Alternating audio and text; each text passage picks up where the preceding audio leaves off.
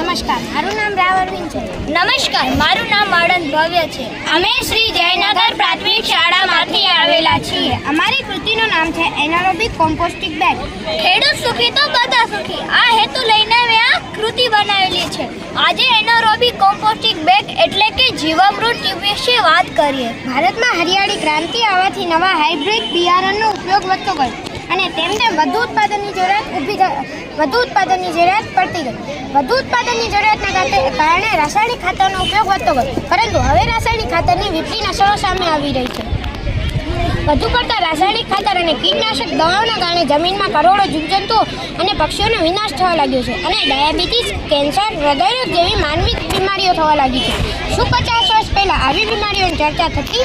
આવી બીમારીઓ એવડા ઝડપથી વધી રહી છે કે હવે માનવી વિનાશના કિનારા ઉપર ઊભો છે. રાસાયણિક ખાતર અને જંતુનાશક દવાઓના કારણે માત્ર માનવી જ નહીં પણ ખેતીલાયક જમીનને પણ માઠી અસરો પડી રહી છે.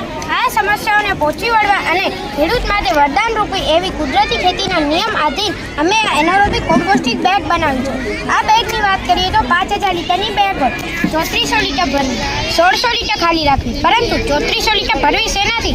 3400 લીટર ભરવા છાશ, સળગવાના પાન, ચોખાનું પાણી, ગૌમૂત્ર, સડેલો ગોળ, કિચન વેસ્ટ, વનસ્પતિ વેસ્ટ, કચરો, છાણ જેવા ડાયજેસ્ટિવ વેસ્ટ આ ટાંકીમાં નાખશું. આ ટાંકી પછી તે પાઇપલાઇન દ્વારા એનારોબિક કોમ્પોસ્ટિંગ બેગમાં જશે. આ એનારોબિક કોમ્પોસ્ટિંગ બેગમાં 45 દિવસ સુધી તેને રાખવાનું. 45 દિવસ પછી તેનો વિઘટન થઈ એકદમ લિક્વિડ સ્વરૂપનો કુદરતી ખાતર બની જશે, જે 45 દિવસ પછી આ પાઇપલાઇન દ્વારા છોડવાઓને પાણી સાથે આપણે આપી શકીએ. શરૂઆતમાં જ્યારે કુદરતી ખેતીની શરૂઆત થઈ ત્યારે ખેડૂતો એવા જીવામૃત બનાવવા હતા કે તે બનાવવામાં ખૂબ જ જટિલ અને સમય માંગી લેતા. તે બનાવવા માટે મજૂરો પણ રાખવા પડતા, તેને પગાર પણ ચૂકવવો પડતો અને તેની ગાળણ પ્રક્રિયા ખૂબ જ અઘરી હતી. તેથી ખેડૂતોના અને મજૂરોના કપડાં પણ ગંદતા. આ દુર્ગંધ 8 થી 10 દિવસ સુધી જતી ન હતી. આ બેગ 45 દિવસ એક જ વાર બેગમાં રાખવાનું. પછી રોજે 200 લીટર આ બધી સામગ્રીઓ આ ટાંકીમાં નાખવાની.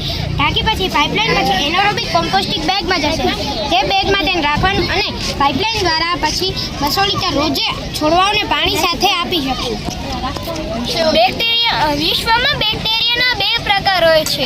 એક એરોબિક બેક્ટેરિયા જે હવાની અને સૂર્યપ્રકાશની હાજરીમાં કામ કરે છે, અને બીજો અનએરોબિક બેક્ટેરિયા જે હવાની અને સૂર્યપ્રકાશની ગેરહાજરીમાં કામ કરે છે.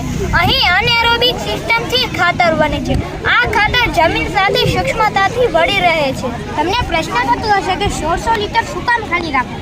1600 લીટર એટલા માટે ખાલી રાખવામાં આવે છે કે અહીંયા કુદરતી લિક્વિડ સ્વરૂપના કુદરતી ખાતર સાથે ગેસ પણ બનશે, મિથેન ગેસ. જે મિથેન ગેસ આ પાઇપલાઇન દ્વારા આ બાટલામાં ભરાશે અને આ બાટલા પછી તે ખેડૂત તેનો ઘર વપરાશમાં વર્તન તરીકે ઉપયોગમાં પણ લઈ શકશે.